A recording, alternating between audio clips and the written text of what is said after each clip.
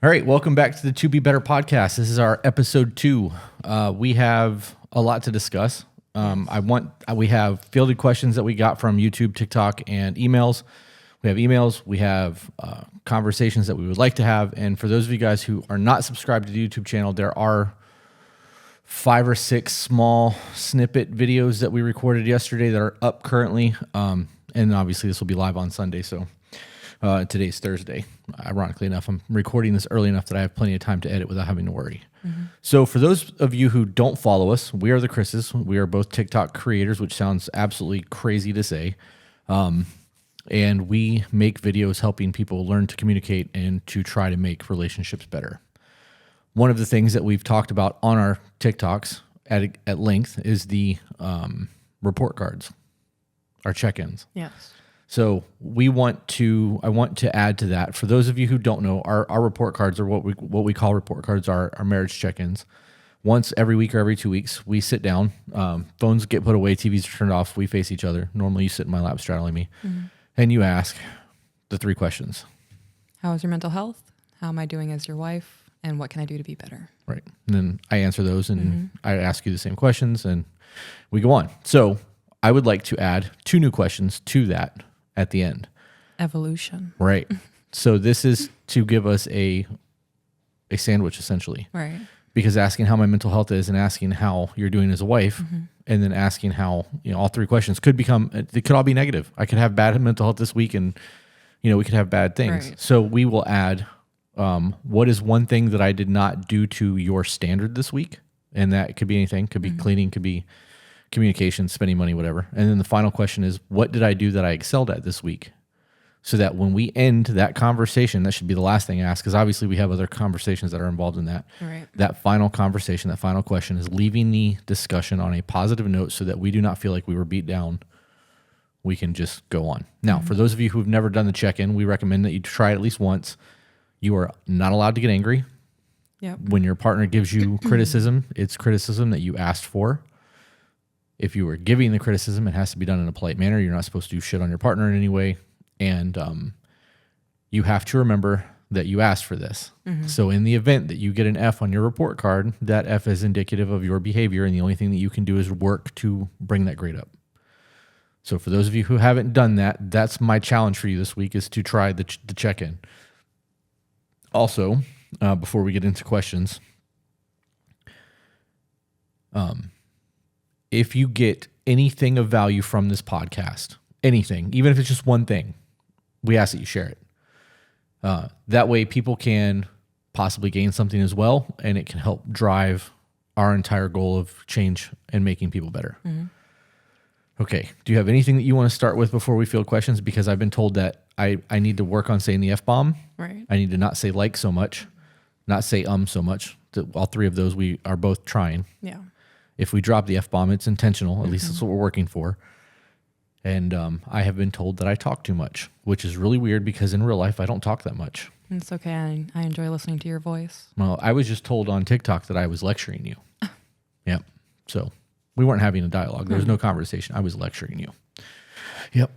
So needless to say, I blocked them. Yeah. I guess people's perceptions are reality. That's true. That's true. We have multiple things here. Do you want to get into some questions, or do you want to just read emails? How would you like to proceed today? Let's start with the questions. Okay.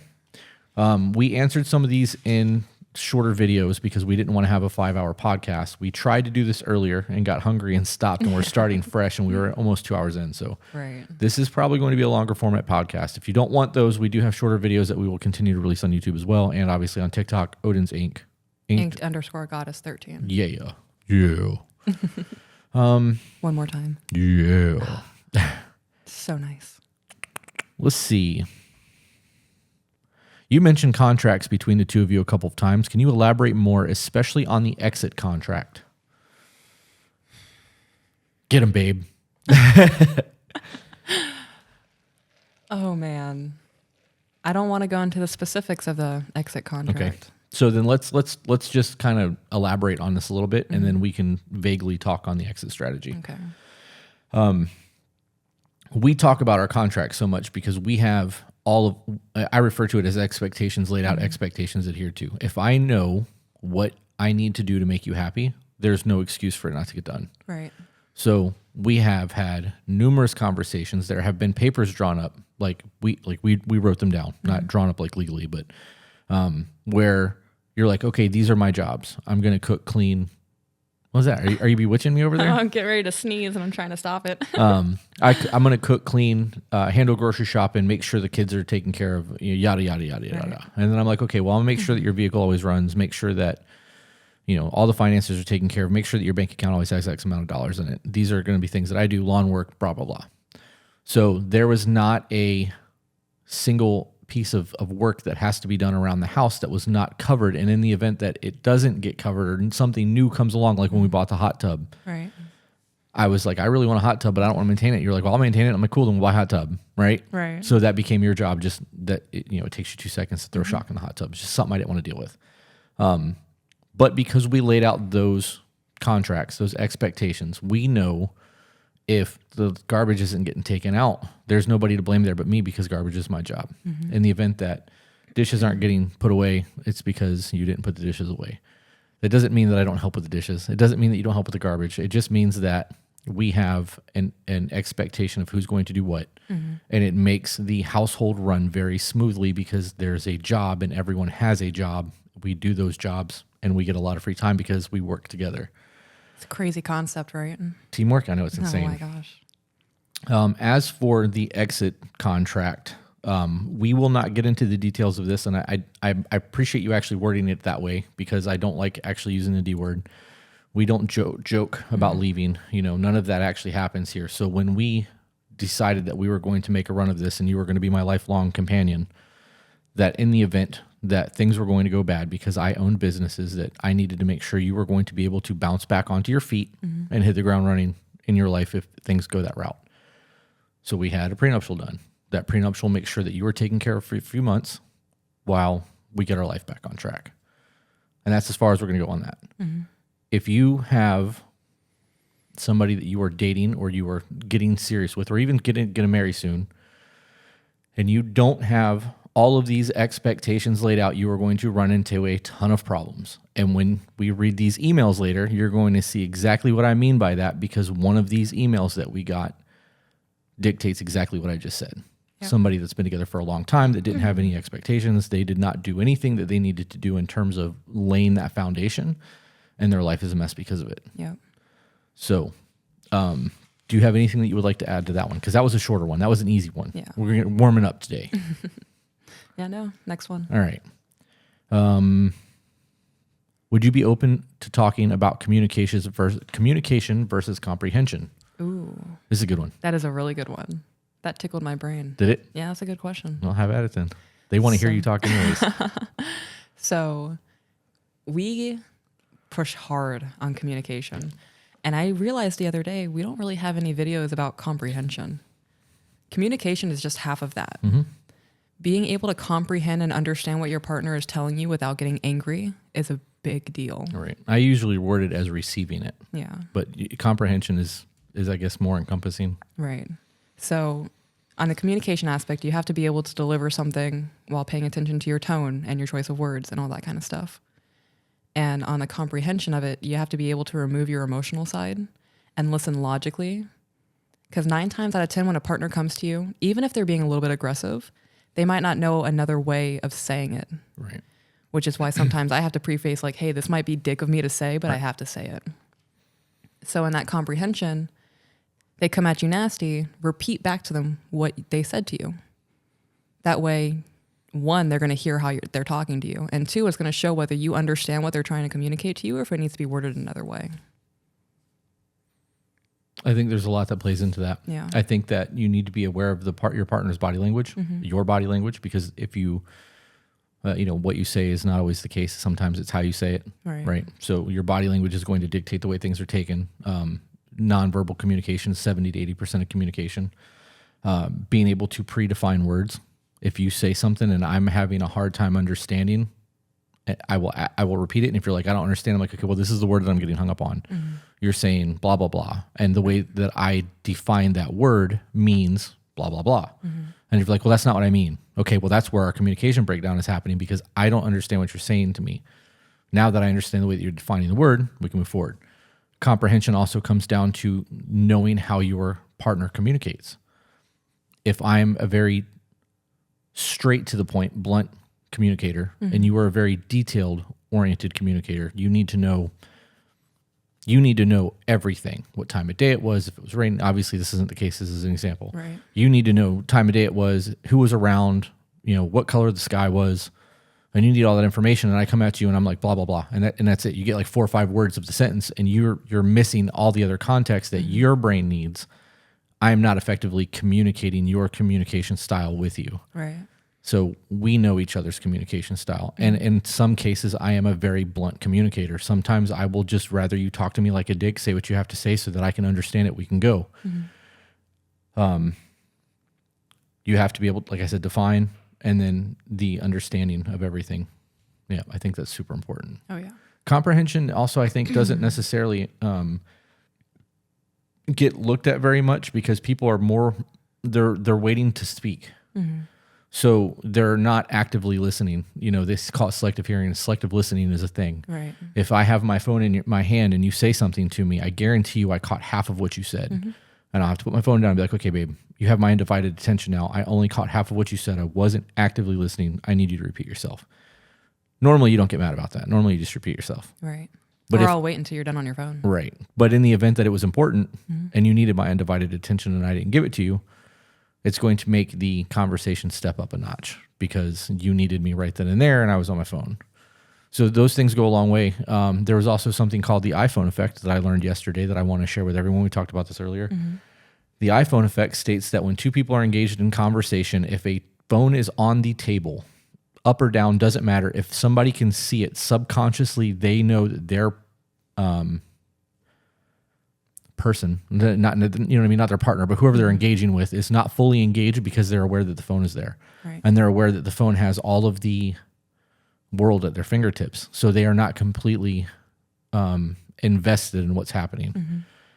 There was a big study done about it. And now that I know that, whenever we have conversations, the phones will be put in pockets or put in another room so that we can have those conversations without a distraction. Yeah. And my watch is going to have to go too because I get all of my emails and shit to my watch. So I thought that was pretty important to talk about. Before we move on from the comprehension, I also want to say it's super important. Like if you don't understand, it's important to communicate that. Absolutely. That's part of the comprehension. If you're not understanding, you're not comprehending properly. There is nothing wrong with saying, I have no idea what you just said to me. Try again. Yeah. I think a lot of couples get hung up on the not understanding. They just attack. Yeah, I could see that. Just want to toss that in. I think that in the same breath that people become one person. You get so used to just being around your partner that things become so fluid and normal that you can say something and you think that they've just got it because you've got that communication style now, and they'll get hung up on a single thing. And not know what's going on. Sorry. As you guys hear her choking back there, she's getting over something. So if you hear that throughout the podcast, that sucks. I don't know what to tell you. I love how you just outed yourself. Yeah. I'm guilty of that. How am I going to get better if I don't own my shit? You know what I mean? I love it, though. It's nice. Yeah, attractive. All right. What have either of you done to really start healing from past relationship issues, such as triggers aside from accountability? Before you answer anything in that, I need to express my outlook on extreme accountability. I get so much shit for this because people don't understand that I view every situation that happens to me or because of me as my fault. Doesn't matter what it is. I don't care what it is. I could get cancer tomorrow and people are like, oh, it's not your fault. Well, there's the difference between taking accountability and blaming myself. If I didn't eat processed sugar and I ate better and I made better food choices, there's a strong possibility that I wouldn't have gotten cancer, right? Obviously, that's a very general, broad fucking nonsense. Right. But it's fair to say that cancer is normally an environmental thing. If I work in a factory and I get cancer, well, I could have gotten a different job. Right. Sometimes, obviously, there's no way of knowing how that came about or why that's a thing. I should have picked a different scenario, but whatever. I am an extreme accountability guy. So for me, I have picked apart my past relationships. I've picked apart our conversations. I pick apart things I say on TikTok and I dwell on them because I don't want to regress ever. So in terms of working through my triggers, I'm still working through my triggers. I will probably always work through my triggers because there are small things that will set me off, like earlier today, and I will get so wound up that I don't even realize I'm getting wound up. And just for quick scenario, I read something earlier today and got extremely upset by it, almost cried, got like angry about it. And you were like, okay, we need to take a break. Yeah. And I had to. We had to step away from what we were doing, and I needed 15 minutes to regain my composure, and I came back and I was fine afterwards. But it was because of me viewing a situation as weakness and people not taking the accountability of their life. That's as far as I'm gonna go with that, because I don't want to, put too much of that out there. So now that I've explained the extreme accountability, because that is something that they threw in there because of the way that we talk about it. What have either of you two done to really start healing from past relationship issues, such as triggers aside from accountability? Go. Accountability. Like, really all of it comes down to accountability. Like me working past my past traumas, knowing that I am now able to see things before they get to a point of it becoming a trauma for me, Right. heals me. Like I learned from that. Now going forward, I know what to look out for to prevent myself from ever being hurt like that again. A lot of people, when it comes to like traumas, are seeking validation from the person that hurt them. And they think that that's what's going to heal them. 9 times out of 10, you're never going to get closure from whoever Right. caused the pain for you. Like for an example, someone got cheated on. That person might not ever apologize for cheating on you. They will probably never tell you why they cheated on you. You're not going to get the truth. You have to just accept that that situation happened. Yeah, I would say acceptance is another thing I use to heal. Acceptance is huge. Accepting that happened, learning from that situation, and just moving on. That's really the only advice I got. You have to heal yourself, and accepting that you'll never get the validation from somebody who hurt you, who caused those traumas, is also a big key. And then for my triggers,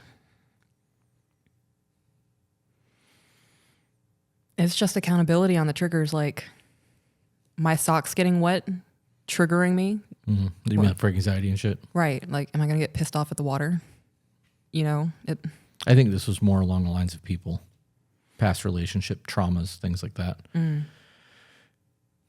I think for me personally, a lot of my past trauma shit, I just say get over it, right? Yeah. And people are like, you can't just get over your trauma. It takes work. Yeah, no shit. I didn't say that it didn't take work. I said to get over it. Right. So if that means that you have to do the dirty work and it takes you 6 years to get over something, do the 6 years. Put the time in. Do whatever you have to do to be a better person than you were yesterday. If it takes you 6 years and you're 1% better every single day over those 6 years, and that's what it takes, then so be it.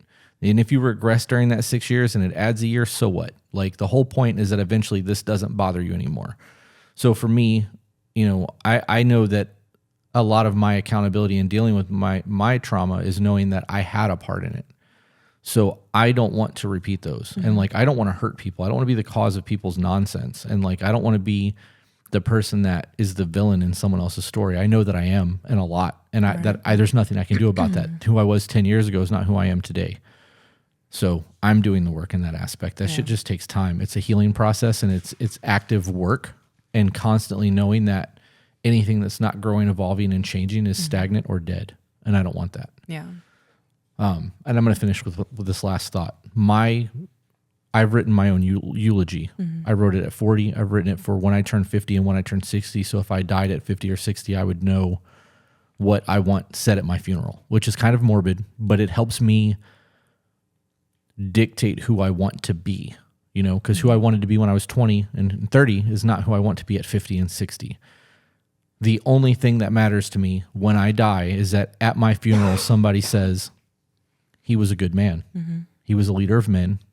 That's it. I don't care. Anything else I don't care. There's nothing else that you can say that's going to make me feel good if I'm dead besides those two things. I want to affect change, and I do that through leadership, and I want to be a good man so that I can somehow right the wrongs of my past. You know what I mean? So I don't know. kind of a lot, but Before you move on, I want to touch on the triggers thing, like how I healed from triggers. okay. I view my triggers as a learning opportunity to understand myself better. That's good. So if, I don't know, you phrase something in a way that I feel like you're attacking me and I get triggered, I try to take a step back and be like, okay, why did that affect me so much? Right. You know, was it his tone? Was it his verbiage? Was he not looking at me when he said it? That kind of thing. Learning that and growing from that is a huge part of me healing my triggers. All right. Well, that's you taking accountability and then addressing the problem if it wasn't you. Right. Because you basically just said that you look at all of the internal sources first to figure out if it was a you thing, and if it's not, then you know how to approach the situation. Damn, is that really like an accountability thing? Absolutely accountability. That's extreme accountability. Everything is your fault until you realize it's not, and then you can figure out how you're going to address the problem. I don't have an answer outside of accountability. That's all I do. I love you. Thank you. On one of your podcasts, can you talk about how you got into a dom sub relationship, and if you think it's possible to do that 10 years into a relationship / marriage? Also, what is your best advice for communicating those needs to your partner? And I have a shitting grin on my face because we tried this 3 times yesterday and could not get through this question. I got so irritated. Yep. So remember that we are still on the internet. Yes, we are. And we have to be careful with the way that we answer this because we do not want to get anyone in trouble. I have to censor myself. Yes. It's So hard. we got into a dom sub relationship because we wanted that. I had vanilla relationships in the past. I've had dom sub relationships in the past, and I swore that if I ever got into another long-term relationship, it would have to be dom sub. Otherwise, I don't want it. Because even though sex is not everything in a relationship, it is a huge part of it. And if I'm not enjoying that aspect of my long-term life, it's not for me. You said something similar in that you've had dom sub relationships in the past and you were okay with it. And then when we started our relationship, I got a high five from you one night and you were like, I'd never had this. This is amazing. I'm like, yes. I'd pat myself on the back, but I can't reach my own back. Good for you. So is it possible to do that 10 years into a relationship / marriage? Yes. Maybe. Yes, it is. There is a lot of conversations and research that has to be done. I thought about this a lot since yesterday. Yeah, I can tell. You cannot just have that conversation. First and foremost, it's taboo. For a lot of people don't want to have that conversation. The kinks can be weird. That's not something that a lot of people are comfortable having a conversation with, especially if you've known for someone for 10 years and that's never been a conversation. That's hard. So the conversation first needs to happen. Like, hey, I would appreciate if you're talking to your perceived dom, I would like you to be a little bit more dominant in the bedroom. There's a few things that I would like to try, and just lay out the most generic things that you can think of that's not going to put your partner in an uncomfortable situation. I'm not going to give you examples of that because I don't know your partner. You have to know your partner. So in our scenario, because I know how extreme we can get, if you were to come to me and we had a stop it. That makes me feel good. Stop it. If you came to me and we had a vanilla relationship and you said something along the lines of, can you just hold my wrist down while we play tonight? It's a form of restraint. Right. It gives me control to be completely dominant over you. And you say something like, if I say pineapple, you have to stop. Cool. We've established rules. You've told me what you wanted. We have a safe word in the event that that's a thing. Which always should be a thing. Yes. If a person tells you do not need a safe word, run. Yeah. And then if that's an enjoyable scenario for the two of you and you want to take it to the next step, you suggest something a little more extreme. And then sit on your phones together on the couch and search kink websites. You will find all kinds of shit on Reddit, all kinds of stuff on actual websites that can tell you a lot about the dom sub lifestyle, and you can have conversations about it. I really did put a lot of thought into this since yesterday. It's great. We struggled with this yesterday. Yeah. You're doing really good. Pat on the back. Wait. You should have done the fucking Nixon Yeah, shit. that's funny. Can I just say that I love this thing? I love that you love it. It's so much fun to me, and Yeah. it's so cheesy. Like I feel like a kid with like one of those little roll out things for parties. Right. Anyways, it's so dumb. I enjoy it though. So in the event that you have those conversations and you want to take things a step further, you can do it together. The websites are there, and if you read the articles out loud and you are both engaged with each other and you're having a conversation while you're reading them, you're going to find things that do it for both of you. And if you're uncomfortable having the conversation about all of this, I feel like the best way to do it is say, I read an article today And in that article, this was descripted, and that needs to be what you want them to try because you can say that it did something for you. Because that. now you are putting the blame on the article. You're not making yourself into some weird kink thing just in case your partner doesn't perceive it as normal. And you may be able to completely change your sex life. Hell yeah. Yeah. Go me. You nailed that. I think so. Good for you. Okay. This is the last question from this list, and then I think that you had some on your phone too, but Okay. we are 25 minutes in. We are blowing through these. Yeah. Yep. It's because we ate before we sat down. It's that Chick-fil-A power. Yeah. It's that Jesus chicken. All right. What are your views on your partner going out to see friends regularly? Do you feel like it is inappropriate to go out 5 nights a week when you have a partner and kids at home? Or is it just the case of the dynamic of the relationship on whether or not it's okay for that? I'm going to let you answer that first because I have a lot of opinions on this, and I'm going to hopefully you cover some of them so that I don't get angry. So my first knee-jerk reaction opinion is over my dead body. Yeah. Will my spouse go out 5 days a week while I am at home with children? No. That is, if you want to be single, just say that. That's it. That's it. That was exactly my thought process when I read that. Yeah. Why would you want to devote yourself? I was going to say divulge, and that's not the right word. Devote yourself to somebody who is not committed to your kingdom. Right. You build a foundation. You build a home. Woman comes along, turns the house into a home. You're happy. You have kids. Now you're neglecting your family so that you can go out and party and have a good time while your woman and your kids are at home without their father and husband. How many times have I gone out without you? Never. Not once. No. I can't think of a single instance where you've left the house without me. I'm not doing that unless I'm going to work. In the event that I want to go do something, I want you to go. You are my best friend, the person that I enjoy being around most on this planet. So if I'm going somewhere, the idea of you not coming with me is a travesty. I don't want that. Why would I want to go do that? I don't get sick of you. We're around each other more than most couples are around each other. Let's be honest. I'm semi-retired, and with you being a stay-at-home wife, I'm home a lot, especially after the hurricane. We're doing podcasts together. We're working on a coaching business. We are doing a lot together. We don't argue. We don't fight. I'm living the fucking life, dude. We're getting ready to start going to musicals. We're planning vacations for next year. We're looking into new business ventures in other states. We are doing the thing. Right. And it's fucking amazing. Sorry for the F-bomb, Mom. That was intentional. Because that was an impactful F-bomb. I want to make sure that our life is super dope. In the event that I had someone that I haven't seen for 20 years that came into town and was like, hey, bro, I'd really like to go get a drink with you. I quit drinking 8 months ago. Sorry, man. I don't do that anymore. It's just not a thing for me. You want to go to the gym with me one morning? We can do that. You're training with me. That's not, you know what I mean? That idea of me needing that time away from you, it's not, I don't need it. I don't need that. It's not something that I physically need. Right. I understand that people do. I understand that there are people out there who genuinely can only take their partner in small doses or may not even like them, but they're together out of convenience. I'm lucky in that aspect. In the event that you were like, I'm going to go do boyfriend night. For anybody that doesn't know, I don't know why you guys call it that.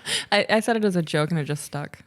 But there are 6, 7 women that work with us in one of the businesses. So I would say boyfriend night composes about 4 or 5 of us. Okay. And it's all women. You guys go to Olive Garden, eat breadsticks, and drink whatever it is that you drink, and that's your evening. Right.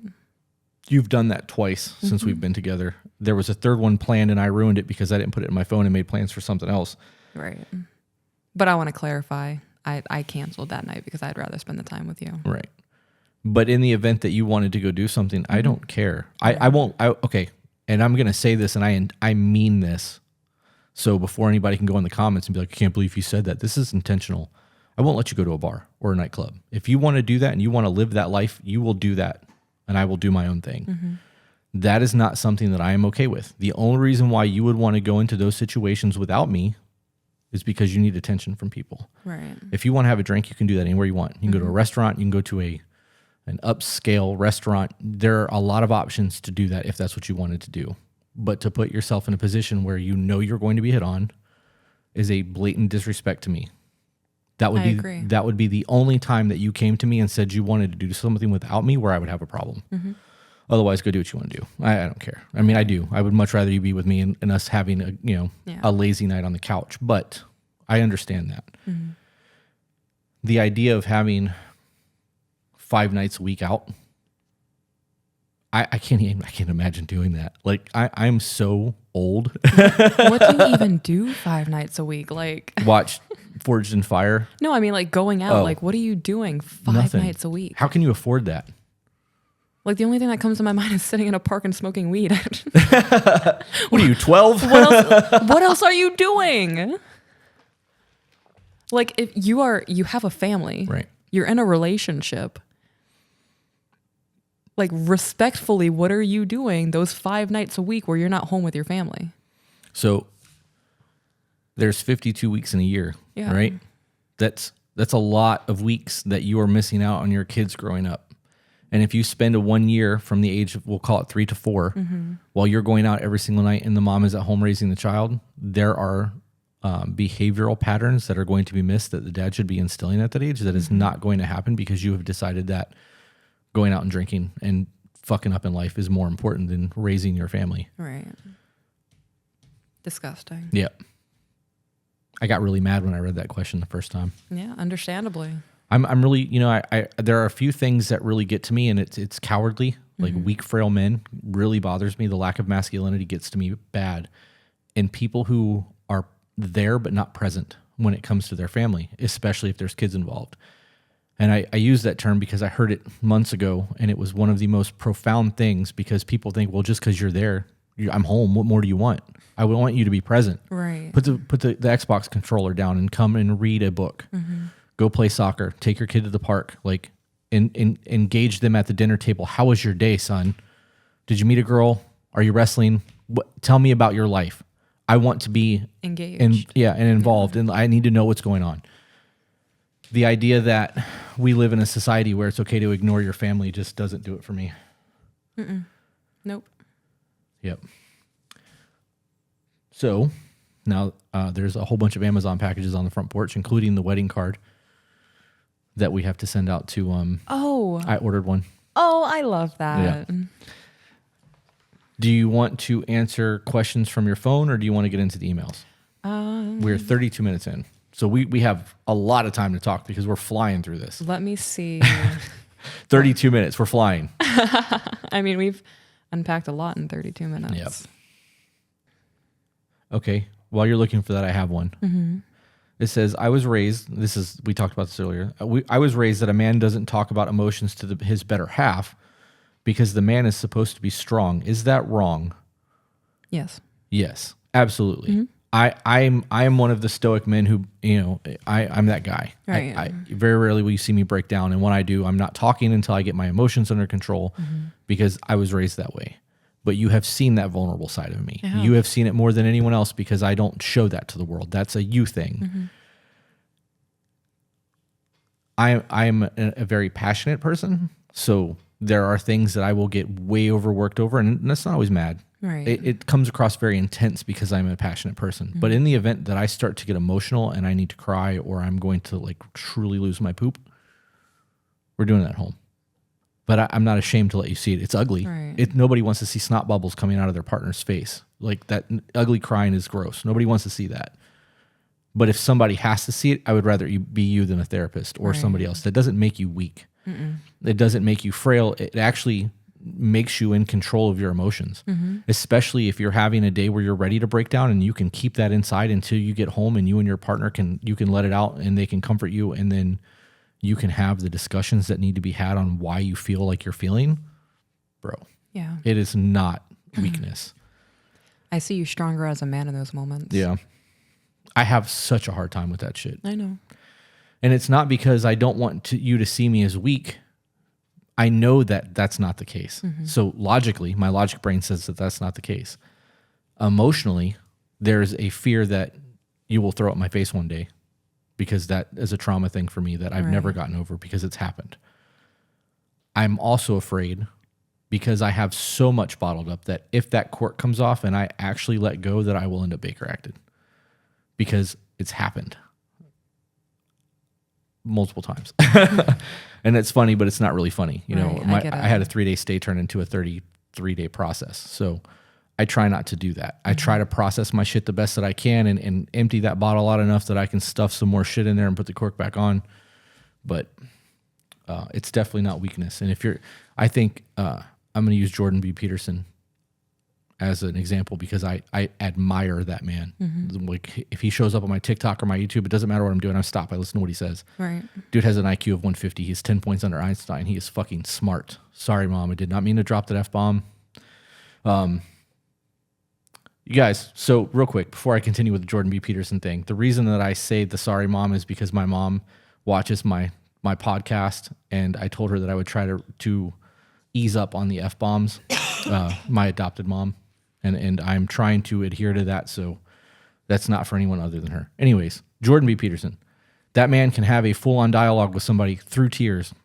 He cries all the time, and he hates it. And I respect it. I respect it so much that he can have a conversation while crying.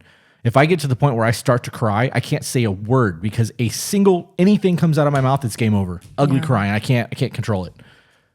So much respect and admiration for that dude. So if you're able to maintain control your emotions like that, and you are in control of yourself, dude, that is not weakness at all. You got anything? Yeah, on that, my thought process would be, if you're not being emotionally vulnerable with me, who are you being emotionally vulnerable with? In most cases, no one. That's why men unalive themselves at the rates that they do. We don't have the option of being vulnerable, because most of the time it is weaponized and used against us. Or we're told, we want you to be vulnerable, we want you to be emotional, and then when we do, we're called, weak, and you're a pussy for crying. Fucking man up, F-bomb. To be better about that. It really blows my mind that there are people out there like that. Yeah, all over the place. I've experienced it my entire life. I don't understand the thought process behind that. Like, different generations. I don't know. I guess my brain is just different. Like, I can't fathom being that kind of person. Yeah. To throw somebody's past in their face like it happens that. all the time. Especially when they're being vulnerable in a moment. Disgusting.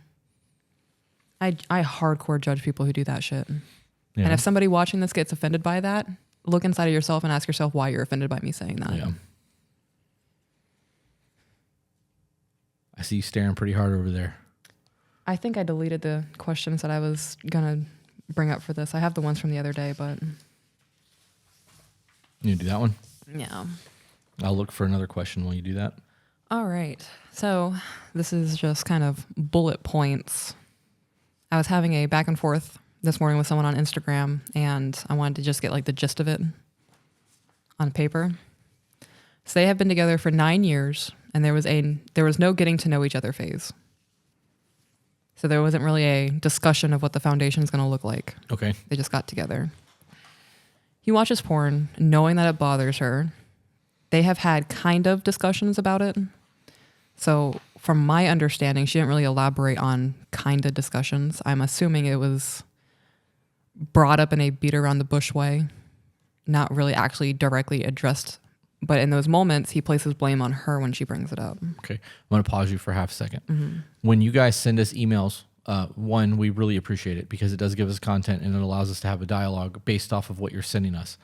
When you send us information about things like this, it needs to be as detailed as possible, because you saying that you kind of talked about something, did you really? Like, I don't know what you said. Was the attention solely on you? Were the phones put away? Did he repeat anything? Did he say understood? Was he making eye contact with you? There's a lot of things that I need to know whether or not the conversation was actually had, or if you were just like, hey, I don't like it when you do that, and just walked out of the room. Like, Right. So from what I gathered in the messages, he is uninterested in her sexually, and it sounds like he doesn't really care for quality time with her anymore.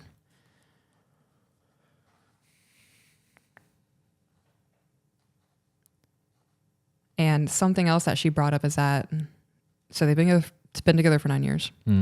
8 years into the relationship, they started discussing marriage. She wants to get married and he doesn't. He thinks it's just a piece of paper.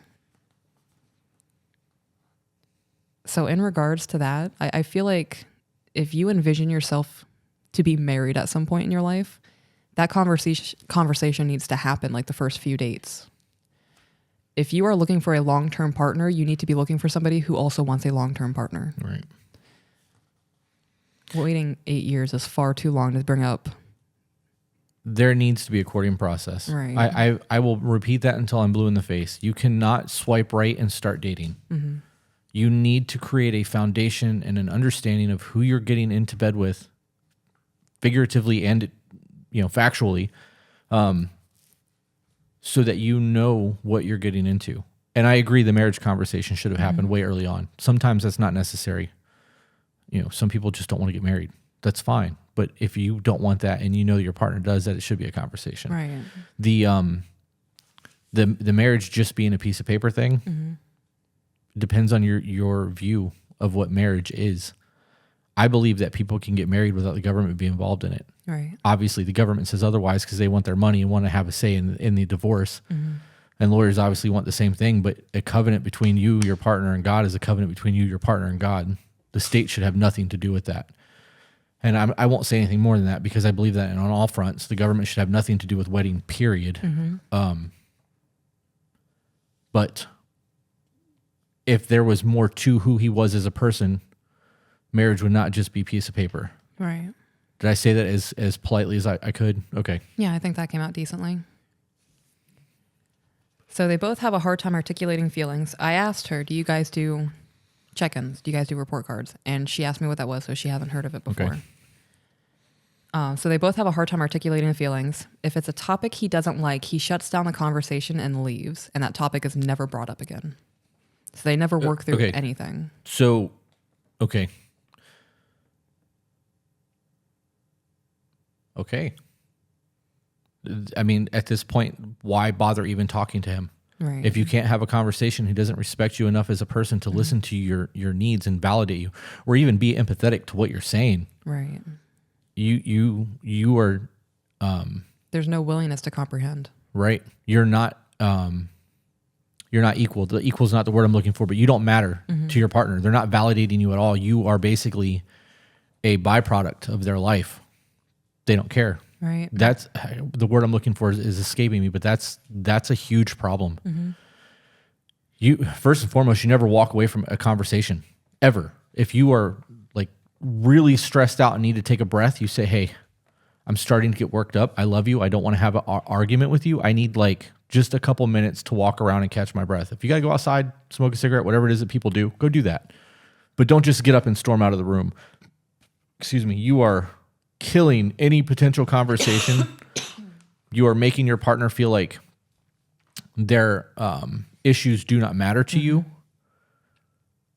That is a huge problem, and it's super childish. It is. It is super childish. It's killing any opportunity to grow as a couple, too. Right.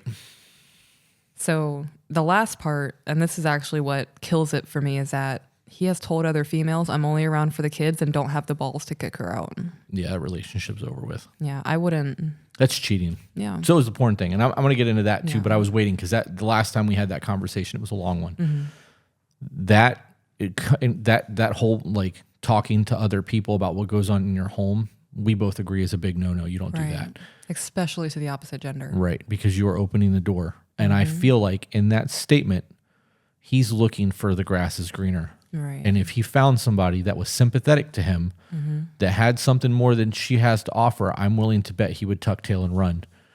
That's a very telling sentence. It is. It is super telling. Everything that you just said there basically tells me that he doesn't want to be there, and he's only there for convenience because he hasn't found enough balls to change his life yet. And in the event that something comes along better that gives him a grass is greener scenario, he's out. Oh yeah, that's a ticking bomb right there. Yeah. So can we talk about the porn thing for a minute, or do you want to continue on that? Because I don't want to cut you off and like start doing what I do. I'm trying to be aware of myself. No, you can go ahead and. What? Are you sure? Yeah. Okay. Well, you were like humming, so I wasn't sure if you had a. Well, I was looking to make sure I hit all the points, and that's pretty much it. So that paper and this paper that I'm going to read next both mention porn addictions. Right. It's not necessarily porn addictions, but they choose to watch porn over being intimate with their partner. Right. Okay.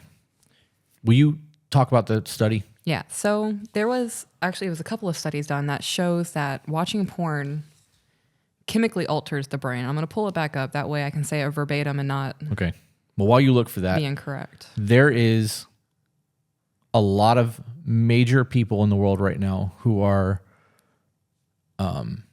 speaking out about men watching porn because of what it does, what you're about to read first and foremost, but because you are becoming addicted to something that you shouldn't be addicted to. It is adultery. It is cheating. There are a couple of us out there who watch it together. I'm not saying don't do that. I'm just saying that this is a problem for young men. I think that the attention that you are giving to yourself and to your phone and the moments that you are taking care of yourself while watching porn is intimacy lost with your partner. You are lusting after someone other than your partner. You are getting fake scenarios that would never happen with your partner. You are making a alternate reality in your brain of the way things are going to play out in sexual manners to please yourself. Once you have these weird scenarios in your head, you are not going to have the same intimacy with your partner because this is what you've programmed your brain to believe is intimacy. Right. Okay. And obviously, before anybody can go, well, intimacy isn't, just sex. Yeah, no shit. So research has shown that pornography use is correlated with a physical change in the brain. The visual stimulus of pornography hijacks the brain's reward system and overwhelms it with unnatural, prolonged dopamine levels. The result is the brain physically deteriorating in shape, size, and chemical balance. Wow. Yeah. That went way further than I thought it did. It actually changes the shape of the brain. Yeah. Like, is that from the pleasure centers of the brain? Yeah. So from my understanding, does it not say? it's a whole ass article. Okay, you don't have to read all of that. So from my understanding, because it is giving prolonged dopamine level releases, it could be killing. Right. Wow. I had the word. Have you been watching too much porn, babe? No, I'm toasty like a marshmallow right now. That's good. You could throw some chocolate and a graham cracker on me and call me a s'more. Like A graham crapper? graham cracker. Oh, Leave okay. me alone. Cut that. I love it. No way. Cut it. No. Nope, I'm leaving that.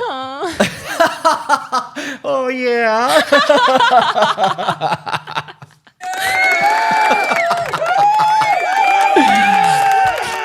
Okay. Part of me hates it, but part of me is just having fun, and I'm glad to be here.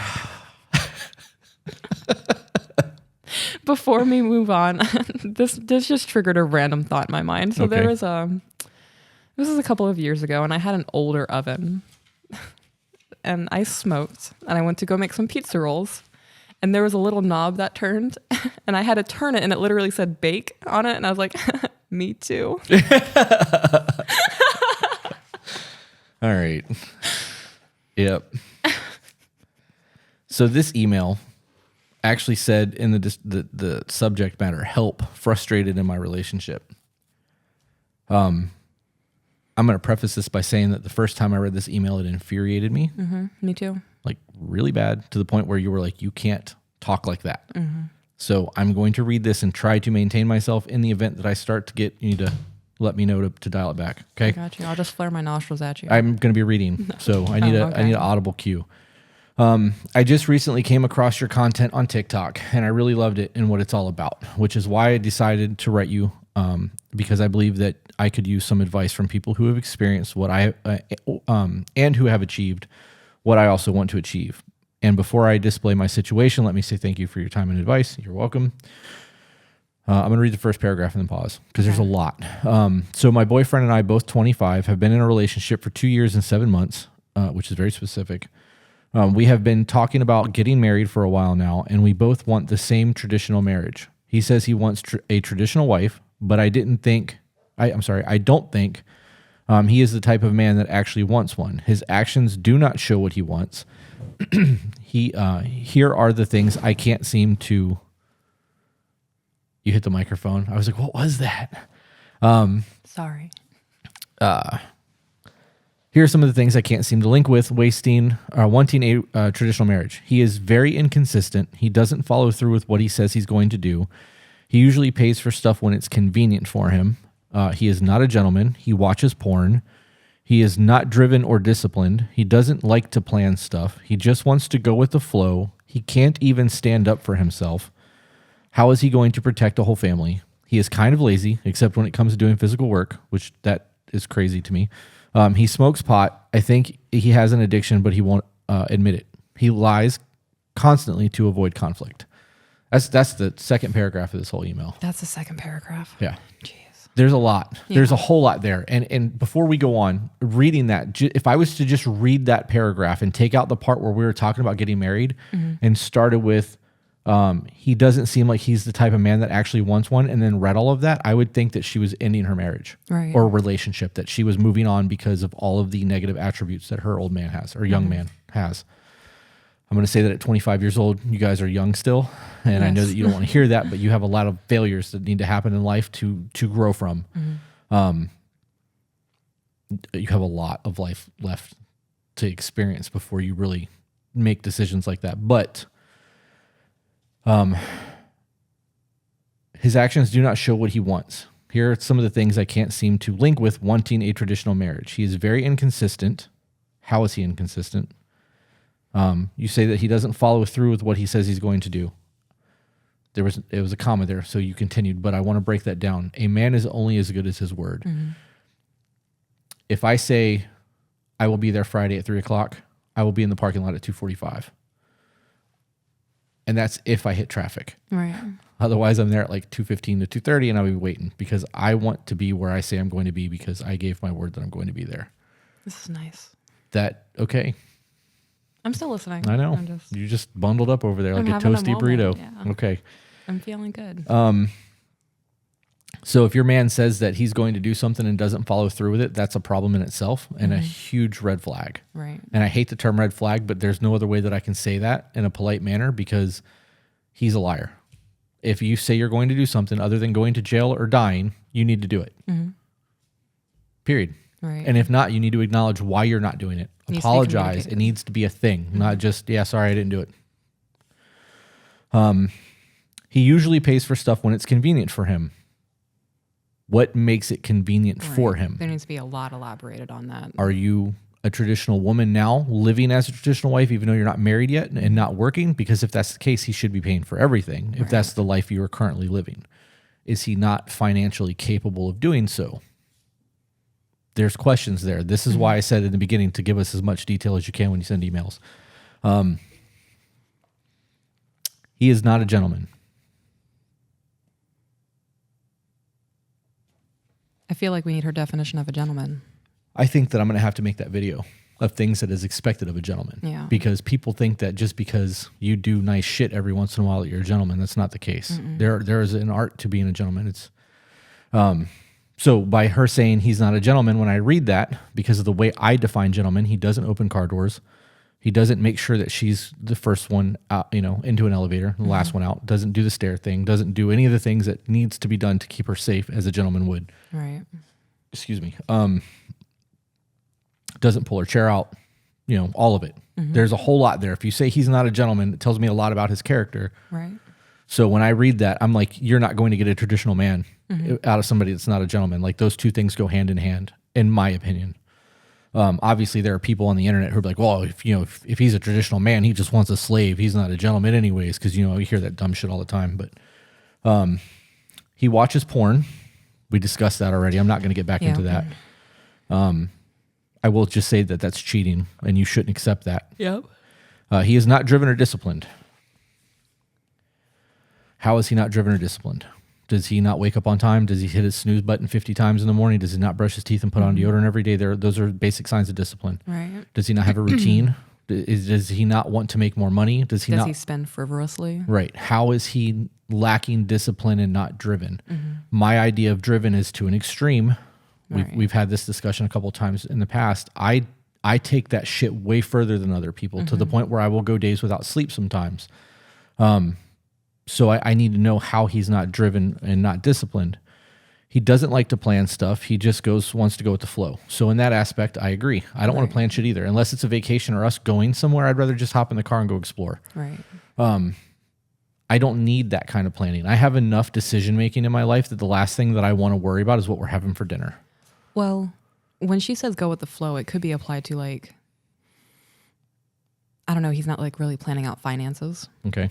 Say I can see that. somebody overspends and Now what? right now what? Like where's the structure? Instead of just going, oh, well, we're going to get paid next Friday anyway. Let's just go with it. Okay.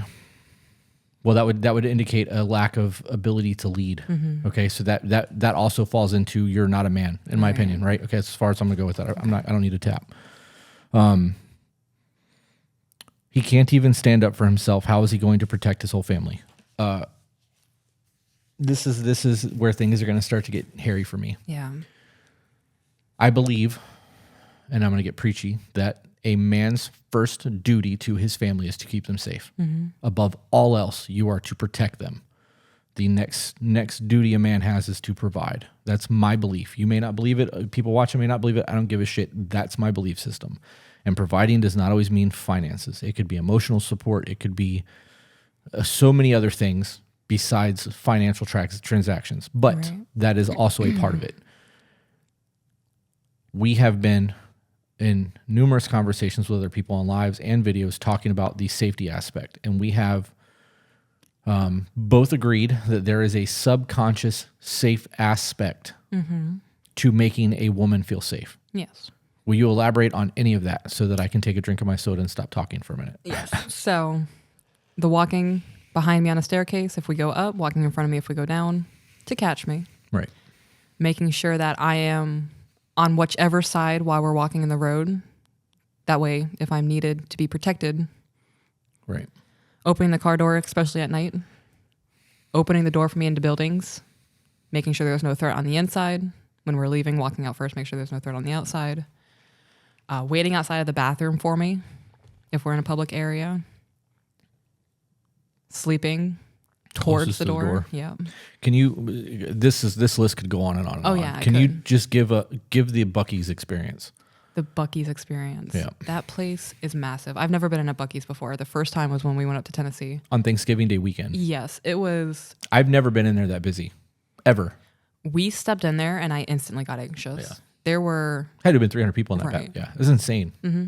And I don't do well in crowded situations.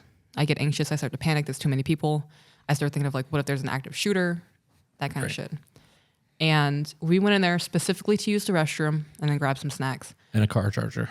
It was like walking through a Walmart to get to that restroom. Mm-hmm.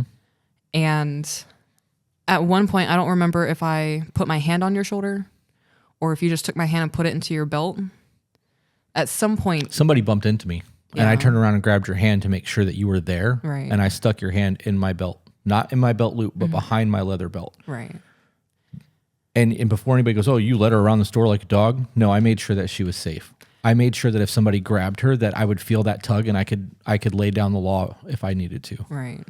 And like in that moment, before you did that, like with my anxiety, it's like TV static in my mind. It's that same sound too. Right. Like I can still hear the outside world, but there's that static sound over everything. So I can't focus on anything. The lights are too bright, too many people. I can feel people's body heat as they're passing me.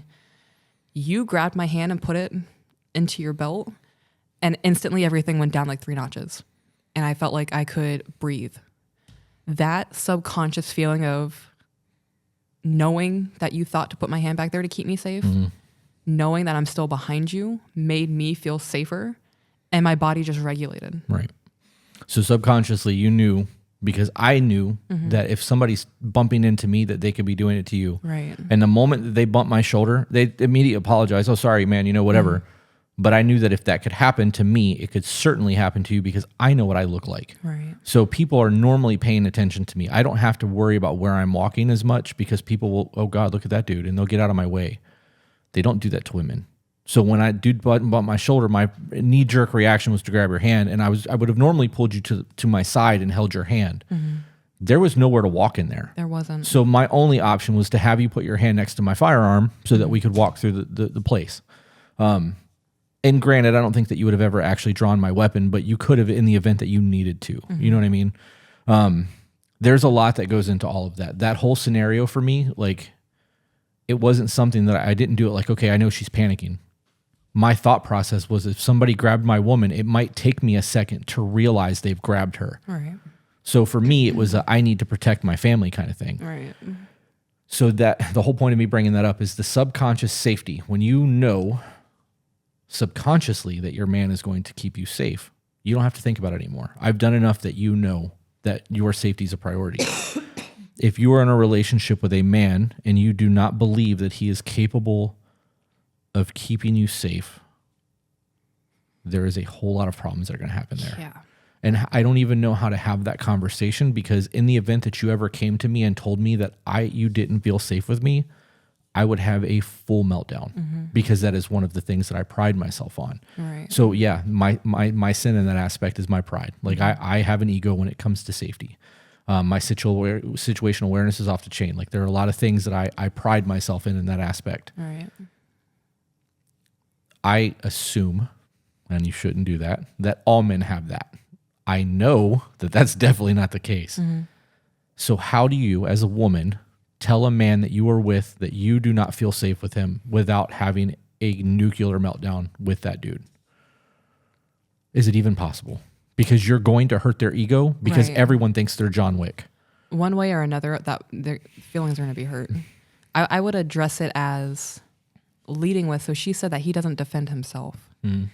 I would bring up that first. I'd be like, I noticed X, Y, and Z, you didn't defend yourself. You're worth more than that happening to you. Like, you're a person. You're valid in your feelings. People putting you down that way, you shouldn't stand for it. Have self-worth. Like, as your woman, it hurts me to see you put down. And then from there, there's really no polite way to say I don't feel safe with you. I would also like to add that if you are somebody that is not physically capable of defending yourself, because there are people out there who don't fight. Right. I get it. There are people out there who've lived their entire life and never been hit in the face. That's fine. You don't have to be a gun-toting badass. You're not going to be John Wick. If you don't have training, you will never be that guy. I don't care how angry you think you're going to get and see red and wreck everyone. It doesn't work that way. The best way to avoid danger is to recognize the threat and get the hell out of Dodge. So for me, even though I am capable of violence and I'm comfortable with it, I'm not trying to stick around in a situation where there's things going on. I want to get you and the kids completely out of harm's way, get in the car and get out of Dodge. That's the best way to keep you safe. Right. So if he doesn't have the ability or the physical capability or any kind of training, and he is that guy, his situational awareness needs to be at a 10 at all times to avoid being in a dangerous situation. I think that's the only way that is going to be a conversation where he's not going to have a full meltdown. I also just thought about this. In the beginning of that email, she said that they've had conversations about being in a traditional marriage. Right. Why hasn't the expectations of what a traditional marriage is, like, why hasn't that been brought up? Why hasn't that been discussed? That's a good question. I didn't even think of that. Right. I feel like that should be, you want me to do these things as your traditional wife. This is what I expect from you as my traditional husband. Right. And bringing up being safe, I feel like that's a really good way to do it. Yeah. Say, this is what you want. What do you want from me as a traditional wife? Have him lay it out. And then you lay out your expectations. And if you say, safety is a big thing for me. I want to be safe with you as my husband. List the things that will make you feel safe. Yeah. That gives him something to work towards instead of just shitting on him. Yeah. You're absolutely right. That is going to be the best way. I'm going to skip the next line. Oh, actually, I'm not. I'm going to read the next one because there's only a couple of sentences. She says, I think by traditional, he means I clean and cook and he works, but he doesn't understand what it's like to have a traditional marriage with a traditional wife. I want to cook, clean, be a mother, be my husband's piece. Fuck yeah. Love that. Make our house a home. Sorry for the F-bomb. Make our house a home, but I don't see how I can do that with a man that. And then she lists these in numbers. And it's funny that we just went on that rant about protection, because the very first one says can't stand up for himself. How will he protect/defend a family? Number 2 is complains about paying for stuff. How will he be a provider? 3, doesn't know what he wants. How will he lead? Which I want to come back to that. Number 4 is not willing to sacrifice anything for the relationship. And 5, behaves like a teenager. All men behave like teenagers. We are all big kids. The only difference between me and any 15-year-old on the planet is I can afford my toys. I fart on people at Target. I crop dust aisles. I make fart jokes constantly. Yeah. If I'm in the bathroom and somebody farts, I'm going to try to fart louder. I am a giant child. So if you have a man that doesn't act like a teenager, he's like 0.5% of men. We are big children. I know men who are in their 60s that still throw food at each other. Just the way we are. You know, that is a normal thing for men to do. So in that aspect, hopefully that's the only way he behaves like a teenager. In the event we need more of elaborate, right? On his Because there's a lot of things that can go on with a teenage thing. But I'm sticking more on a maturity level. We are giant children. We talked about the paying for things. How will he be a provider? We don't need to really get into that anymore. Doesn't know what he wants. How will he lead? I got hung up on this the first time I read this email because that is the third step, in my opinion, of what a man is supposed to do. Right. You know, and you can go to the order of man, protect, provide, preside. Preside literally just means lead. If you have a traditional household and your woman is submitting to you, it is your job to make the decisions and lead your family. In the event that you have somebody that says they want a traditional value marriage and they are incapable of leading, you cannot have a traditional value marriage, period. There's no way for that to happen. Even if the other two boxes are checked, if the leadership ability is not there, you cannot have that leadership. You don't have that relationship. Right. The trust isn't there. You're incapable of actually leading your family. And there's a lot of ways that you can lead your family. It doesn't necessarily mean just, you know, in life. It could be religiously. It could be, there's a lot that can encompass in that. How are you going to raise a child? How are you going to raise a son and make him a man if you are failing at being a man? These are questions that need to be had if you are going to have a traditional value relationship in any way. I really get hung up on that. So I want you, because you have, I know I'm putting you on the spot. You have given me, did we talk about this already? Or was that earlier today? The right to make decisions? Yeah, no, that was earlier today. Okay. Not during this podcast. No. Okay. You have given me the authority to make decisions in our relationship. No matter what it is. Yep. If I woke up tomorrow morning and said, we're moving to Tennessee, pack your bags, you'd be like, okay, we're moving to Tennessee. Yeah, I'd ask you what color underwear you want me to pack for you. You would, yeah. I don't think that you would be happy that I made that decision without talking to you. And I, as a man, would not make that decision without having it out with you first, because I want to make sure that you are provided for. That doesn't necessarily mean financially. If I pull you away from everything that you know here and move you to another state, you are going to have things that are not there for you that you have here. We would have to have a conversation before I made the decision to do that, right? But you trust me to lead. So in the event that I do anything and I fail, that result and the accountability and even the blame falls solely on my shoulders. Yep. We have a traditional dynamic. If you have a man who is lazy, cannot defend you, cannot provide for you, and cannot lead your home, you think he has a weed addiction. I don't know why I even brought that up. That's on here. I don't have an issue with weed, but he doesn't like to plan. He's kind of lazy. He's not a gentleman. He watches porn. All of these horrible things that you've laid out here, and I call them horrible because to me those are things that I strongly disagree with. How could you trust the decision-making process of a man in that scenario? I wouldn't. It's just not possible. No. There's no beating around the bush of trying to figure that out. No, if I do not trust your decision making, you're not making decisions. Right. Okay. Now that we've read all of that, the very next sentence says, now here's my problem. The problem is what we just read. Yeah. That's the problem, That's right? a huge problem. I want to help him. I say my problem because I know it is not my job to fix anyone but myself. I genuinely want to help him. I know he has some childhood stuff that has accumulated over time that made him extremely insecure, and I feel like that could be the cause of all this. Kudos to you for recognizing that you can't change other people. That is huge. You have to take accountability and fix you. That's all you can do. Right. Go ahead. I am super confused. Is she looking for advice on how to tell her man how she wants a traditional marriage, or is she trying to look for an out? Ooh, I didn't read it that way. I want to help him. I say my problem because I know it's not my job to fix anyone but myself, but I genuinely want to help him. So I think that she's looking to try to make him a better man. She then went on to write, here is a bit of a background. He is a very shy guy, not many friends. He has mentioned many times he doesn't like people, doesn't really start a conversation unless someone else starts one first. He doesn't like attention and is not needy. For what he has told me about him and some things I have noticed myself, he has daddy issues. What I mean by that is dad was absent because they were extremely poor and dad had to work a lot.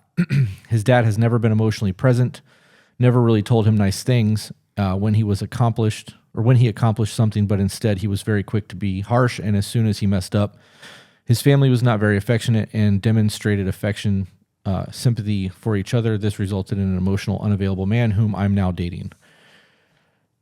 I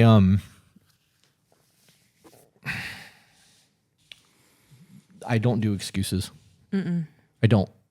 And I view that paragraph, that entire paragraph, as an excuse. All right. I didn't have any of that growing up. I had a very strange relationship with my stepdad. Barely knew my father at all. The man that I am is because of men that I saw doing men shit that I wanted to be like.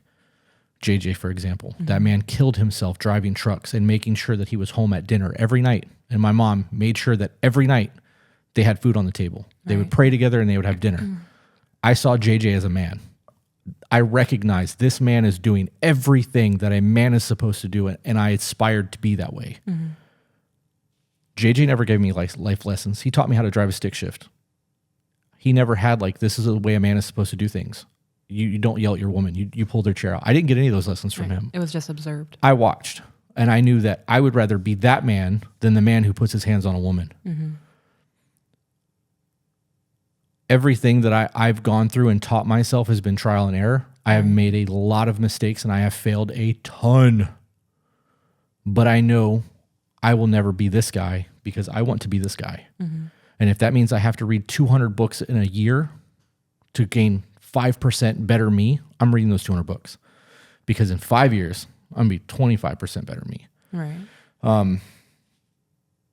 You can't fix anyone. No, you can't. You can do the dirty work and you can become the best version of you and hope that he sees that and goes, damn, she stepped her game up. And if I want to keep this badass woman I got, I'm going to have to step my game up. This is where I got really angry last time in this email. I'm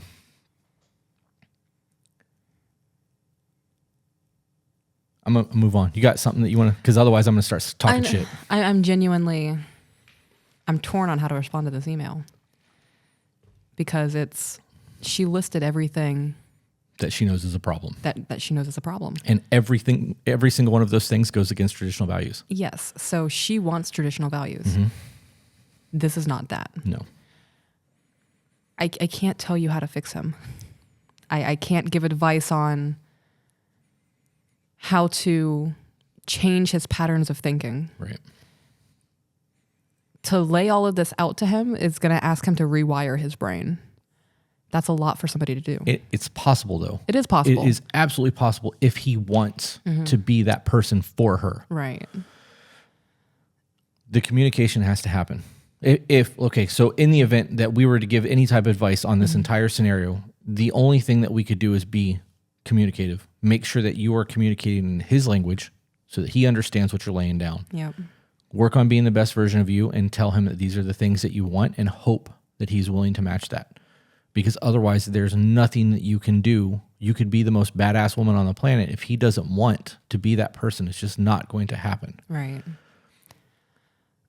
Well, I stand by what I said. I agree with it. I'm not. No. I mean, okay. prior, I bring up the traditional values again. From my understanding, this has been conversations. It wasn't just a one-time, this is what we're looking for. I don't think it was, though. I don't believe that these were in-depth conversations. I'm not saying in-depth, but it sounds like it's been a couple of conversations, like maybe in passing or a couple of sentences. Right. There really needs to be one sit-down in-depth. You guys drop what you expect from each other in a traditional relationship. And I think that's the best way to approach it without shitting on him as a human being. Because growing up, he didn't have that as an example. You know, he grew up with his mom. His dad was working his ass off, wasn't really emotionally available. That's the most gentle approach. And really the only advice I can give, because from there, it all depends on what he's willing to do.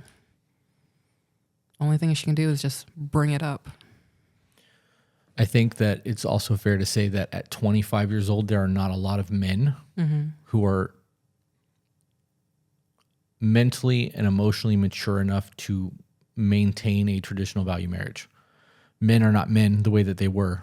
You know what I mean? The greatest generation were going to war at 17 and 18 years old. Right. They were coming back fucked, mentally. They were just not right. And that made hard men. Hard men made soft times, made soft times, made soft men. As Joe Rogan says, that's where we're at. We're in the time of soft men. When you have a world where everything is catered to you, in America, everything is catered to us. We get, the newest everything all the time, the food in abundance, water in abundance. We don't really want for much. I think that I read something the other day that said that our lowest minimum wage still makes 10 to 15% more than third world countries do in an entire year. Wow. So an average lower wage job is $20,000. On average, most third world countries make between $1,000 and $2,000 a year for a single family. So we are doing much better than the rest of the world in terms of even our poverty lines. Therefore, we don't struggle the way that we used to. Until you go through shit, you don't evolve. It's why people who go to prison young come out and they're very different men. They're much more mature than older guys, because the people their age, because you don't have the choice to not wise up while you're locked down or you'll die. Right. So in the scenario where you've got two 25-year-old kids, a woman at 25 years old is leaps and bounds beyond where this young man is. The things that she wants, she's giving her best years to a child. It's the only way that I can word that without being cruel. Right. Because he doesn't know about being a man yet. He's not a father. He's not married. He's not really gone through anything major in life. I mean, maybe he has. I don't know. But I would say that as a whole, most 18 to 25-year-old kids, they're crying about having to work. And they're crying about having to work a full-time job, 32 to 40 hours a week. Who gives a shit? When I was 25 years old, I was working 80 hours at a time. I don't know. There's a lot that plays into that with me, and I think the age is a huge factor in this, and I think a lack of life experience plays into that. And I think that for a woman at 25 years old who wants traditional values, she needs to be looking at men over 30. I agree. I don't think that you're going to find that in a 25-year-old man. I just don't. And I could be wrong. There could be some .com kid who made millions of dollars in crypto or something that could fully give you that life that you want, but it's only going to be superficial. You're not going to get the emotional maturity. You're not going to get the protection. You're just going to get the provision in terms of finances and to be, not working.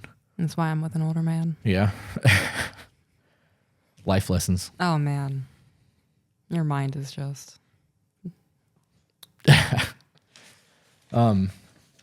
So she said that she has talked to him about his emotional unavailability, and I know that he has work through this to be more emotionally present and open, at least with me, but I feel like after a couple months, he stops putting in the effort to continue to work towards it. He works on something when I'm mad or disappointed, but with time, he stops working on whatever we agreed on. I feel like he functions by punishment because that's what he got used to when he was a kid.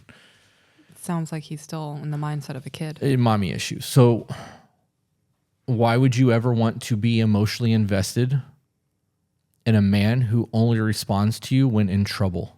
Right. That doesn't sound like an appealing life. It sounds like I have another child. Right. So everybody that now that we've read this email and kind of broke this down the way that we did, if you send us an email, you may not get what you want from us. Right. And I need to be clear. I'm not going to sugarcoat things, and I'm not going to give you false perspectives. If I see a situation the way I see a situation, you're getting honesty from me. I'm sorry if that doesn't work out to what you were hoping for, but there's nothing here that I can give this woman that's going to make her life better other than I don't think this is going to work, because truthfully, I don't. But if you believe he's capable of change, you need to write down what you expect so the expectations are listed, like you said. You need to have a very long conversation of what you believe a traditional value marriage looks like. You need to have access to the finances to make sure that you can dictate in the event that he fails. Right. And you need to find a way to make sure that he is a capable leader and is capable of leading your family. That is going to take a lot of time. And in the event that you marry this man in a year and it takes 5 years to figure out whether or not he's going to actually do this or be capable of this, what happens if you want this and it fails? It's a lot. It is a lot. If this were me in the scenario, it's been 2 years and 7 months. I have come to this conclusion.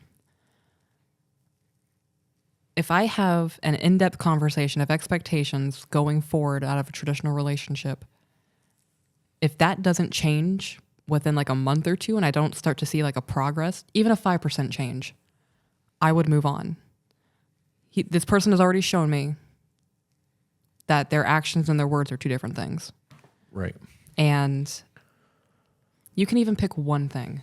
And in 2 months, if there's not a 5% difference, I'd be like, okay, so it's been a while. I've noticed no change. At this point, is this something that you truly want with me?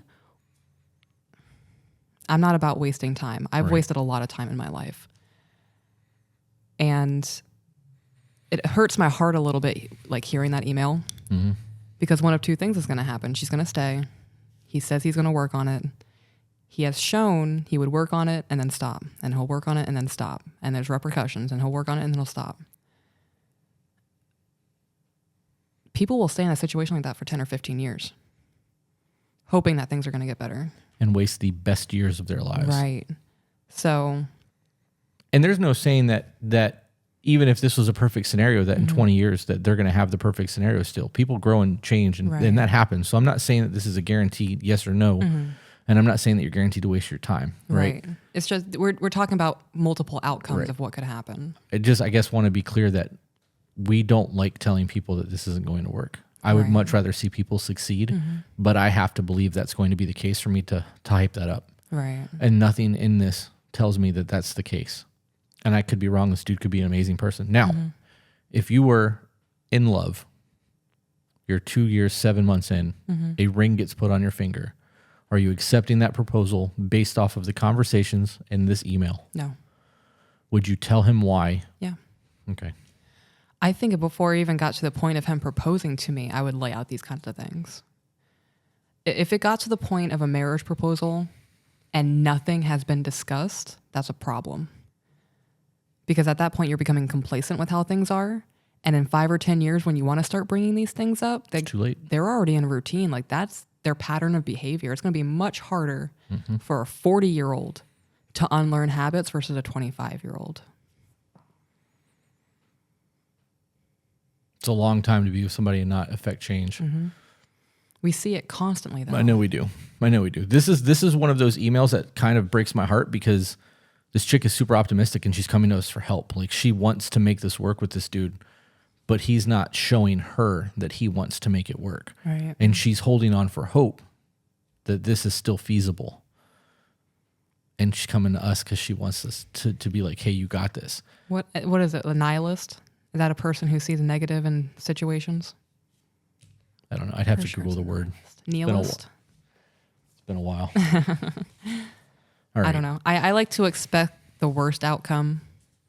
That way I don't hype myself up too much. It's a pessimist. Is it a pessimist? I would start with the conversation. See how he handles the conversation.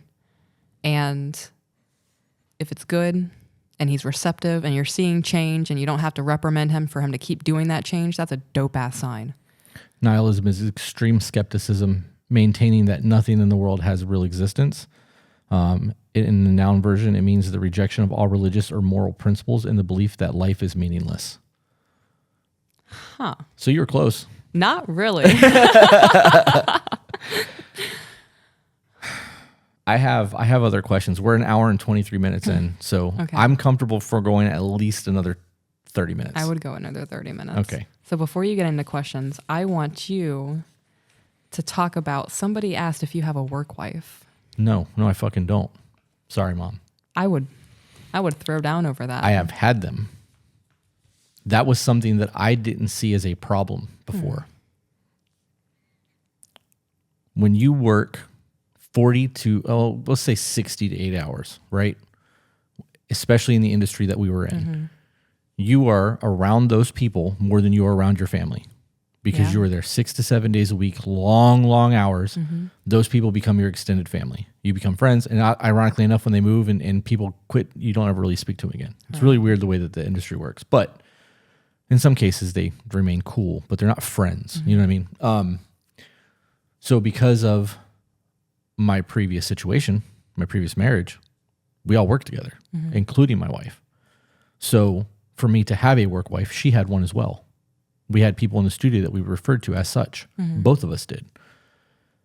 As I have done the dirty work, realized my shortcomings and things that I don't agree with because I believe that opens doors that shouldn't be opened, I'm able to say indefinitely that I was wrong and that is not okay. And I know that it's not okay because I have had inappropriate conversations with people complaining about my situation when I was younger, instead of just bottling it up because I didn't have anyone to talk to. Mm-hmm. So when you go to a person of the opposite sex and do that, I guarantee you, you are going to get a negativity bias from the person that you were talking to about your partner. Yeah. Period. So now that I've owned that and everybody is clear that I was guilty of that at one point in life, I 100% do not agree with that term. I do not agree that in any circumstance, literally any circumstance, that you should ever talk to the opposite sex about what goes on in your home. Period. Full stop. If there's SA, domestic violence, any threat of your physical harm, you go to somebody that can stop it, not to a coworker that you want to vent to and get sympathy and attention from. And I use that term because I know people who have used those situations for attention from other people. I've witnessed it. Yeah. I've also known women, personally known women, who have been in dom sub relationships who like it rough, who has gotten left and used the photos of their bruises to get men arrested for domestic violence. That's a whole different conversation. But in the event that you are having a serious threat, you go to the police, you go to a counselor, you go to your church, you go to a man that can provide you with protection and out. That's a different scenario. Having a life-threatening situation being brought to your coworkers, it's not a life-threatening situation. Right. If you're willing to sit through that and you're afraid for your life and you're willing to stay, you're not afraid. And I don't believe that. I believe that if you do stay, you have a firearm and you know that you can put a hole in somebody and end that whole threat. That's my belief system. There's going to be people who disagree. I don't really care. I don't want to hear your opinion on it. That's your opinion. I've stated mine. You don't like it. I don't care. Right. Beyond that, you and I have an argument, right? Say that you make breakfast in the morning and I'm getting ready for work and you ask me a question and I'm reading something on my phone and I half answer you and you catch an attitude and I catch an attitude back. That's a very plausible scenario. Right. I would say that it happens at least once a week for most normal couples. I then go to work and I've got a chip on my shoulder and the work wife goes, "Hey, what's wrong? You don't seem like your normal self today." And I go, "Well, you know, Chris made a comment out of the side of her neck this morning and she really pissed me off." That's not how that conversation would go. That is a PG version of how that conversation would go. Then the work wife is going to go, "Well, you know, she just doesn't appreciate you." Or maybe she's just having a bad day. The chances of her actually just saying that you're having a bad day or putting the blame on the work husband is minor. It's minuscule. Right. The likelihood of her saying something negative about the partner is much, much higher. Then I'm going to be like, "Well, you know, maybe you're right. Maybe I really don't deserve that. You know, I deserve better than this." So then I come home at the end of the day after having discussions with the quote unquote work wife about how I deserve better. So now I come home with an ego, an attitude, and a belief that my shit doesn't stink because somebody had my back all day long. So when I walk in, after not talking too much throughout the day, because we had our little spat, you say, "Hey, honey, how was work?" And I don't respond in a positive manner because I think my shit doesn't stink now. And I have a negativity bias towards you because I deserve better. How do you think our evening is going to go? It's not. It's not. You don't do that. No. You keep that personal shit to yourself. If you have a bad time in the morning, before you leave for work, you go, "Babe, I'm really sorry that I talked to you like that. I love you, and I don't want to go out this door knowing that I could get in a car accident on the way to work. I want you to know that I fucking love you unconditionally. And when I come home, we're going to have a better night. I promise." See how easy that is? Yeah. I just quenched the entire fire. It's gone. Yeah. It's not even smoldering at this point. It's just a little bit of steam. I get to come home at night. We get to have dinner. Yeah. We can watch TV on the couch. We can have some intimacy. We can have a conversation about how our day went. And nobody has an opinion about what's going on in our lives because I kept my mouth shut. I absolutely 100% will die on this hill. Yeah. You do not have a work wife or work husband, period. Getting worked up. I'm so sorry. You said "love you unconditionally," and my mind went blank, and I was just looking at you, and I was like, "Oh, when he says that, he means me." It's not hard. It's really not. And, I'm a big advocate of not yelling. Right. It takes a lot for me to raise my voice. And I apologize immediately when it happens. I don't want to be the guy that treats you horribly because I can't control my temper. Right. Or my emotions, however you want to look at that. So in the event that I start getting mad, which doesn't happen often, but I will get frustrated, and that frustration will raise my voice a few octaves. Right. If that happens, I stop what I'm doing. And my response is always the same thing. I love you, and I don't want to talk to you like that. I just need a second to regain my composure, and we will continue the discussion. Just give me a minute. And it will be as calm as that because I've already raised my voice, and I'm already resentful that remorseful that I raised my voice. We have conversations because we don't yell at each other. Right. We don't call each other names. We are intentional with the things that we say when we are frustrated. In the event that we get to the point where we're not able to articulate ourselves properly, we take 5. We calm down enough that we can continue our conversation. It is not hard to simply be civil with the person you love.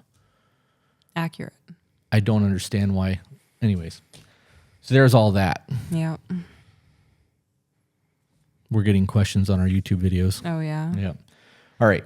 So glad you had that stance because the whole time you were talking about a work wife, I'd be like, I'd beat your ass and I'd go and beat her ass. Like, Get 'em, babe. Don't play with me. What do you do if your partner will not communicate? Every time there's an issue, he ignores me until I pretend shit's okay.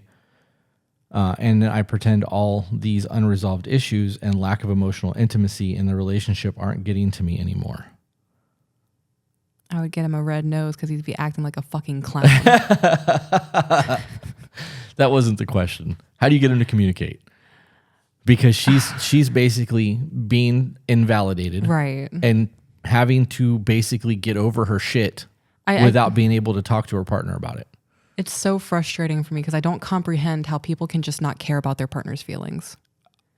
I agree. I also don't understand why people would stay in situations like that because that's not something that just develops. No, that has been a persistent thing, and now it's getting to the point to where it's becoming so overwhelming. It's a problem. So I'm stuttering. How do you feel? What are your tips on trying to get your partner to communicate? Implement the weekly check-ins. Yeah, that would be your starting point. It would be, yeah. I would bring it up. I would prompt it as, we have a hard time communicating. One of us gets frustrated. You feel like I'm attacking you.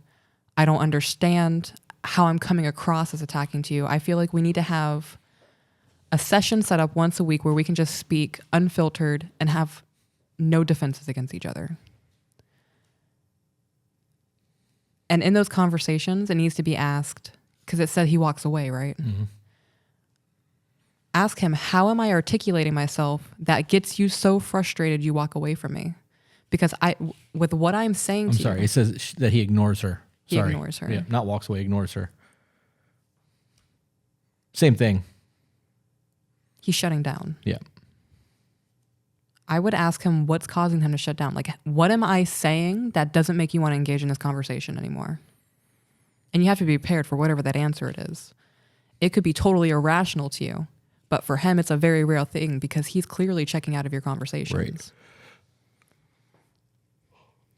Right. Excuse me. I mean, we're old. I'm tired. I know. It's only 7:30. I know. 6:30. It's what? Oh, I'm looking at a screenshot from 7:30. And you're the one who's baked over there. Yep.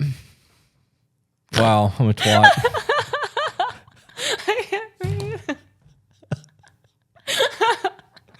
I was like 7:30. Yeah, it's 7:30. I was so confused as to why my watch said 6:35 and my phone said 7:28 just now. I couldn't get it, and then I realized I was looking at a screenshot from TikTok.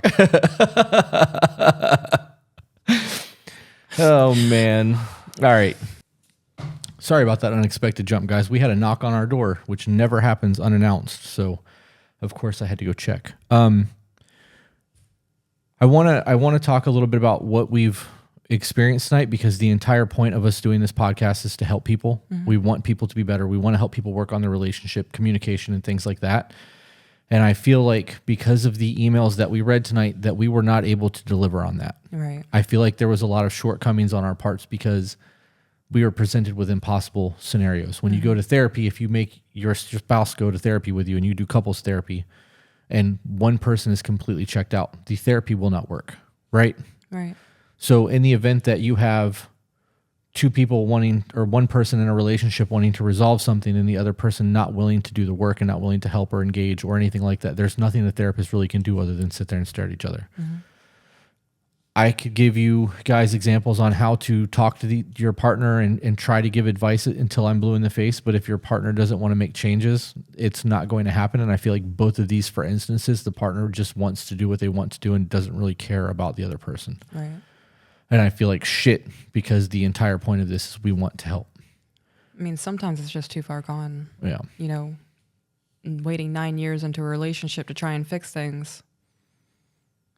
It's possible, but it's going to be very, very difficult. But he would have to want to do that. Right. And everything that she says indicates that he's not willing to put the effort in to move forward. Same thing with the other email. You know, they're young in it. At 25 years old, they both, you know, want what they say they want. But I feel like they need to have conversations. I don't feel like they're too far gone. I feel like there's a whole lot of conversations that need to be had between the two of them, and they need to start learning life lessons and trying to figure out how to fall into the roles that they want for each other. And I think in that aspect, the most important thing there is that they lay out contracts. Like, this is what I expect of you. This is what you expect of me. This is what I'm going to do. This is how we're going to do it moving forward. Communication, money, blah, blah, blah, blah, blah. Right?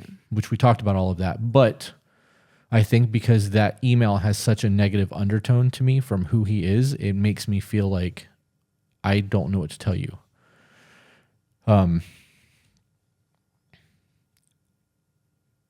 I really feel like I kind of dropped the ball tonight with all this. Why? I just do. I don't want to be the guy that's telling people it's too far gone. I want to be optimistic and be like, hey, these are not problems, they're opportunities. Mm-hmm. Like you have figured out all of the things that you view wrong with what you want from your partner, and you can fix these things, but you can't. You have to lay out what you want them to fix and hope that they're willing to do it. That does come down to communication. Right. You have to be able to articulate, this is the way I want things to go. You have to know how your partner communicates. You have to know how they're going to receive these things so that these conversations can be had and you can start to move forward. Mm. But I felt like these were super negative undertone. And I don't know if that was because of the way that I perceive them, because the long email from the 25-year-olds, that first paragraph, if it didn't say that they were going to get married, I would think that this is the I'm leaving him and here's why letter. Right. Did you see that? Did you feel that way when you read it? Because I still feel like now it's more of a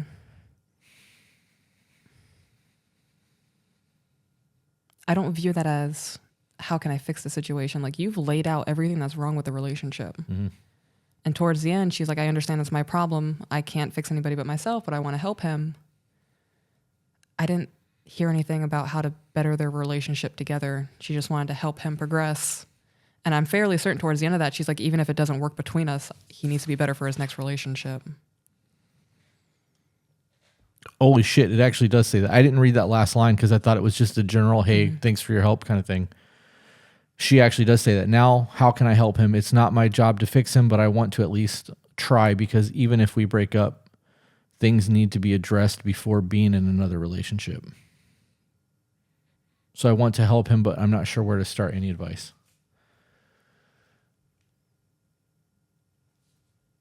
I mean, it sounds like she's accepting the fact that this isn't going to work. Yeah. Right? Am I wrong in that? Acceptance letter, yeah. That last line changes my perspective on things a little bit. It does kind of solidify what I was feeling. It doesn't make me feel like I'm failing them as much. Mm-hmm. I do think that you need to lay out your expectations. Right. He needs to a definitive, this is what a traditional marriage looks like. This is what a traditional value looks like. This is how I want to be perceived as a traditional wife. Here's what I'm willing to do. Here's what you would need to do for that to be the thing. Mm-hmm. If this is not what you want, then you need to define to me what a traditional value marriage is. Like, explain this so that I am on the same page as the way you see it. And then from there, they can have conversations on whether or not it's worth them pursuing that further. Because there are people out there who may want a traditional value situation, but are willing to settle for less. Right. Because if you love someone, you love someone. It doesn't matter what the situation will be. There are people that will ride or die through the mud and never have anything in life as long as they're together. That's enough. So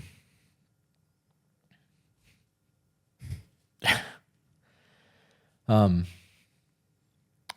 don't really have much more than that. Yeah, I think we hit all the bullet points on this. Okay.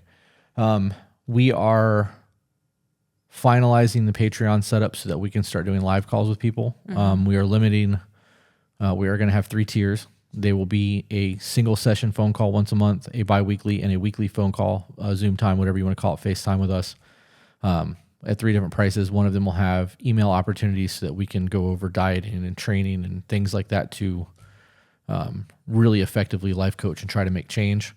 But we are still trying to figure out price points and things like that. So if that's something that you want to get on, because the slots are limited, we are only going to do 10 weekly, 10 bi-weekly, and 6 weekly calls. So if you want to get in on any of those, send us an email and let us know that you want to be a part of that so that we can pencil you in before we go live with it. So we know to send you the link before we go public with it so you can get into those slots, because once they're full, we're not taking on new clients.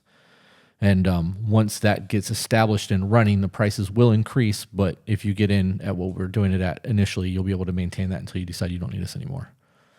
So with that being said, I know it's Sunday at the time that you're watching this, so Merry Christmas. I hope that you guys had a very good holiday.